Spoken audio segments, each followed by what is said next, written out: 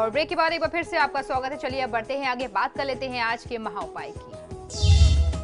जी बिल्कुल, आज का महा उपाय बहुत ही खास, बहुत ही विशेष है। लगातार हमें कुछ परिवारों से ईमेल मिल रहे थे, फोन कॉल्स आ रही थी कि क्यों नहीं हम लोग कुछ ऐसा उपाय बताते जिससे सास बहू के बीच की टेंशन जो है, जो तनाव सास बहू के बीच में बना हुआ होता है, वो दूर कर लिया जाए। और उसके लिए कुछ बहुत सरल उपाय चाहिए, कोई बहुत बड़े उपाय भी नहीं चाहिए, बहुत परेशान करने वाले उपाय भी नहीं चाहिए। तो ठीक है, आज वास्तु से संबंधित कुछ उपाय बता रहा हूं और हमारा ये प्रयास रहेगा कि इसी विषय पर आगे भी आपको कुछ तथ्य, कुछ सामग्रियां उपलब्ध कराते रहें, कुछ उपाय उपलब्ध कराएं। तो आज वास्तु के बारे में हम लोग चर्चा करेंगे कि किस प्रकार आपके घर का वास्तु दोष आप सास बहू के बीच में या परिजनों के बीच में तनाव और वाद विवाद का बहुत बड़ा कारण बनता है, और किस तरीके से छोटे छोटे वास्तु में बदलाव करके, छोटे परिवर्तन और चेंजेस करके आप सास बहू के तनाव को दूर कर सकते हैं, टेंशन दूर कर सकते हैं।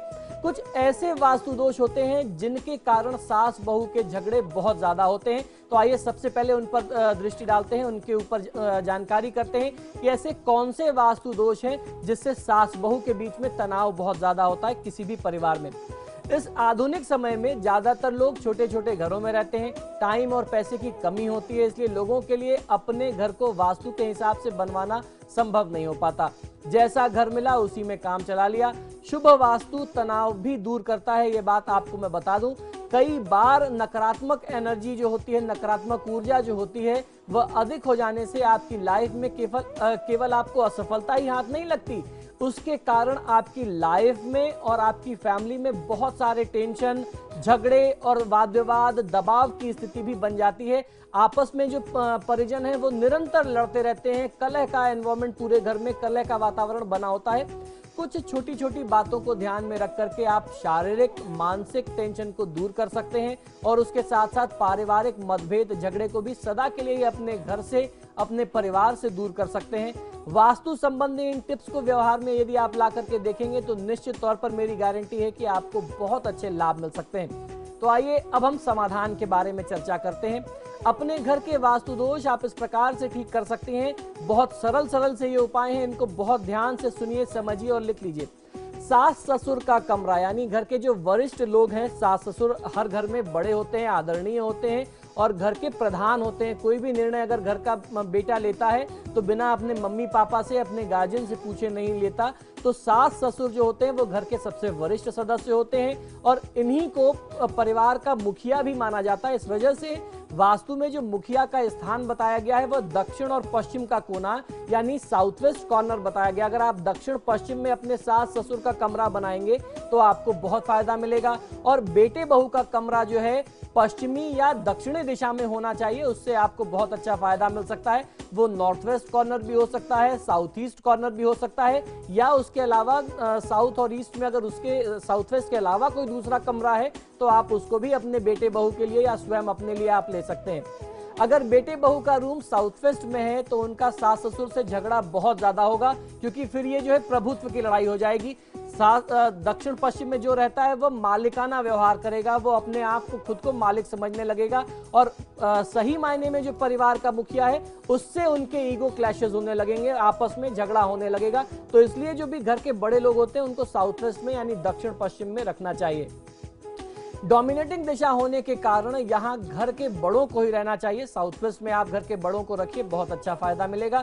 कभी भी घर में तनाव नहीं होगा, बहुत ही शांतिप्रिय वातावरण रहेगा। किचन कभी भी घर के सेंटर में नहीं रखना चाहिए, ये बहुत आवश्यक है। यह आपसी संबंधों के लिए बहुत घातक होता है। घर की रसोई नॉर्थ ईस्ट यानी उत्तर पूर्व में होगी तो वहां भी सास बहू के आपसी क्लेश, मनमुटाव और तनाव बहुत ज्यादा होंगे, और उसके साथ साथ स्वास्थ्य संबंधी समस्याएं, खासतौर पर घर की महिलाओं को, विशेष तौर पर सास और बहू, क्योंकि वही महिलाएं होती हैं, तो उनको बहुत ज्यादा स्वास्थ्य संबंधी समस्याएं, विशेषकर मैंने देखा, मेरा अपना व्यक्तिगत अनुभव है कि पेट से रिलेटेड बहुत ज्यादा समस्या होती है। और आगे चल करके अगर नॉर्थ ईस्ट में किचन रहा तो कोई बहुत बड़ी सर्जरी तक की भी स्थिति आ जाती है, बड़े ऑपरेशन कराने तक की भी स्थिति आ जाती है। तो नॉर्थ ईस्ट में किचन नहीं होना चाहिए। इसका उपाय क्या होगा ये भी मैं आपको बताऊंगा। गैस के ऊपर बने हुए जो कैबिनेट होते हैं वो कभी काले नहीं होने चाहिए। आपने देखा होगा लोग रैक्स बनाते हैं, उसमें ब्लैक वो लगवा देते हैं, वुडवर्क करा देते हैं। इस तरीके के काले वुडवर्क नहीं होने चाहिए। गैस का जो प्लेटफॉर्म है वो काला नहीं होना चाहिए, क्योंकि काले रंग से निकलने वाली जो अल्फा रेडिएशन वेव्स होती हैं वो सेहत के लिए बिल्कुल भी अच्छी नहीं होती। और चूंकि महिलाओं का अधिकतम समय किचन में बीतता है, इसलिए सबसे ज्यादा असर इन्हीं के स्वास्थ्य पर, इन्हीं की हेल्थ पर पड़ता है। किचन में नीला कलर भी नहीं करवाना चाहिए। अगर आप वॉल के कलर्स कॉम्बिनेशन देखते हैं तो ब्लू कलर नहीं होना चाहिए।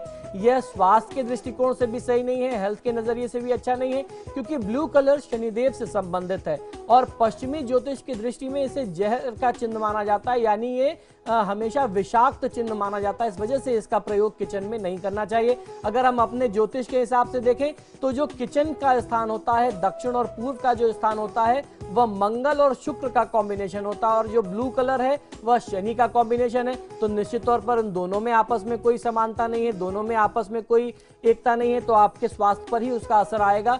तो उससे आपको बचना चाहिए। घर की दीवारों को मल्टी कलर मत कराइए, खास करके रेड कलर का कम से कम अगर आप यूज करेंगे तो आपको फायदा मिलेगा। रेड जो कलर होता है वो बहुत एग्रेशन लाता है, किसी भी व्यक्ति को अंदर से बहुत उकसाता है। हमेशा व्यक्ति क्रोधित रहेगा, उत्तेजित रहेगा, उसका ब्लड प्रेशर जो है वो बहुत बढ़ा रहेगा। तो लाल रंग के या इस तरीके के तेज कलर से, रंगों के प्रयोग से बचना चाहिए। घर में बड़ों का कमरा अगर साउथ वेस्ट में ना हो पाए तो अपना कमरा आपको बदल लेना चाहिए। अगर ऐसा करना संभव ना हो पा रहा हो तो उन्हें बेड इस दिशा में खिसका लेना चाहिए। यानी अगर मान लीजिए कि आपके घर का कुछ वास्तु ही ऐसा है कि साउथ वेस्ट में कोई कमरा ही नहीं है, तो साउथ वेस्ट के बाद जो कमरा आपको उसके सबसे नजदीकी जो कमरा मिलता है, वहां पे उस कमरे में, उस कोने में, उस कमरे के साउथ वेस्ट कोने में, दक्षिण पश्चिम कोने में आप अपना कमरा लगा बेड बना लेंगे तो निश्चित तौर पर आपको पूरा फायदा मिलेगा। पूरी फैमिली के आपसी रिश्ते को अच्छा बनाए रखने के लिए पूरे परिवार की फोटो लाल रंग के फ्रेम में अपने अपने बेडरूम में हर व्यक्ति लगाएगा तो उसको बहुत अच्छा फायदा मिलेगा। नए घर में प्रवेश होने से पहले धार्मिक अनुष्ठान, वास्तु पूजा इत्यादि करवा करके, ब्राह्मणों को, बड़े बुजुर्गों को खाना इत्यादि, भोजन इत्यादि करा करके, उनका आशीर्वाद प्राप्त करके करेंगे तो इससे आपको नए घर में तनाव का सामना नहीं करना पड़ता है। धन धान्य से परिपूर्ण आप जीवन यापन कर सकते हैं, ये बहुत अच्छा तरीका होता है। सफलता के लिए बच्चों का सिरहाना पश्चिम में रखें तथा आरोग्य लाभ के लिए दक्षिण में सिरहाना रखना चाहिए।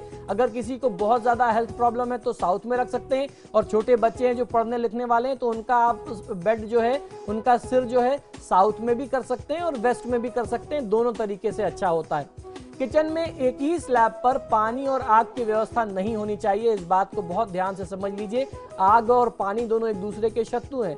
आप कभी एक ही स्लैब पर आग और पानी एक साथ नहीं रखिए। अगर ऐसी स्थिति बनती है तो बीच में या तो लकड़ी का एक फट्टे से आप पार्टीशन करा सकते हैं बहुत टेम्परेरी तौर पर। अगर वो भी नहीं करा सकते तो इनके बीच में एक मनी प्लांट का गमला रख करके आप इसके जो नेगेटिविटी है, जो इसकी नेगेटिव एनर्जी आपके भोजनों में आती है, भोजनों के माध्यम से आपके शरीर में जाती है, उससे आप बच सकते हैं। वैवाहिक जीवन में टेंशन व परेशानियों को हल करने के लिए बेडरूम में रेड कलर का बल्ब अवश्य जलाना चाहिए, और ये रेड कलर का बल्ब जो है ये साउथ ईस्ट कॉर्नर में अपने बेडरूम में जलाएंगे तो बहुत अच्छा फायदा मिलेगा। रेड बेडशीट व लाइट रेड कलर के पर्दे अगर आप प्रयोग में लेते हैं तो भी फायदा मिलता है। घर के बीचों बीच चौक यानी आंगन जिसे कहते हैं, आंगन में सीढ़ियां नहीं बनानी चाहिए। ये घर का सेंटर होता है, ब्रह्मस्थान जिसे कहते हैं, और यह भवन स्वामी को बेवजह ही तनावग्रस्त किए रहता है। अगर बीच में सीढ़ियां होंगी तो निश्चित तौर पर लगातार तनाव की स्थिति आपके घर में बनी रहेगी। आप अपने साथ कुछ लकी चार्म भी रख सकते हैं, इससे भी आपको बहुत अच्छा फायदा मिल सकता है। कोई ऐसी चीज जिसको आप अपनी सफलता का राज मानते हैं, जिसको आप अपने साथ रखना हमेशा पसंद करती हैं, अगर ऐसी कोई चीज आप अपने साथ रखते हैं तो फायदा मिल सकता है। ये चीज कोई भी हो सकती है। कोई खास रंग की एक ड्रेस आप पहन सकते हैं, आपको लगता है कि शायद ये ड्रेस पहनने से मेरा भाग्य बढ़ जाता है। पूजा के फूल आप अपने साथ हमेशा रख सकते हैं, हर दिन आप उसे चेंज कर सकते हैं भगवान के आशीर्वाद के तौर पर। 786 के नंबर वाला नोट मैंने बहुत सारे लोगों को रखते हुए अपने पर्स में देखा है। लोग कहते हैं कि जिस नंबर के एंड में, नोट के नंबर के एंड में 786 आता है, क्योंकि ये इस्लामिक एक अच्छा शुभ चिन्ह मानते हैं, तो वो उसे अपना लकी मानने लगते हैं, तो कहते हैं कि इससे मेरा पर्स खाली नहीं रहता। खास तरह का या खास कलर का आप पर्स रख सकते हैं, डायरी, पेन, कोई भी एक सिक्का या फेंगशुई से जुड़ा हुआ कोई भी सामान जैसे कॉपर कॉइन्स हुआ या लाफिंग बुद्धा छोटा सा आप रख सकते हैं। गणेश जी बहुत सारे लोग अपने साथ कैरी करके चलते हैं, गणेश जी की छोटी मूर्ति खुद रखते हैं या अपने कमरे में रखते हैं। कोई क्रिस्टल बॉल और भी बहुत सारी ऐसी चीजें जो भी आपके लिए शुभ हो आप उसे रख सकते हैं। सचिन तेंदुलकर के बारे में आपको मालूम होगा कि लाल रुमाल रख करके वो हमेशा क्रिकेट के मैदान में जाया करते थे और जब वो लाल रुमाल उनके पास नहीं होती थी तब वो कहते थे कि मैं डक पे आउट हो जाता हूं, यानी मैं 0 स्कोर कर पाता हूं और जब ये लाल रुमाल रखता हूं तो मैं सेंचुरी मारता हूं। तो ऐसी मान्यताएं भी लोगों की होती है। कुछ लोग लकी चार्म को अंधविश्वास भी मानते हैं और कोई इसे अपनी सफलता का राज मानता है। तो जिस चीज में आपका विश्वास हो आप उस चीज को करें, निश्चित तौर पर फायदा मिलेगा। आशा करता हूं आज ये सास बहू के तनाव को दूर करने के लिए जो छोटा सा प्रयास हम लोगों ने किया समाचार प्लस की तरफ से, आपको निश्चित तौर पर इसका फायदा मिलेगा। तो हमारे आज के कार्यक्रम में फिलहाल इतना ही। बहुत बहुत शुक्रिया आपका पंडित जी हमारे स्टूडियो में आने के लिए। जी धन्यवाद। और इसी के साथ ही आपके सितारे में फिलहाल इतना ही। वक्त तो चला एक छोटे से ब्रेक का, ब्रेक के बाद भी खबरों का सिलसिला जारी रहेगा।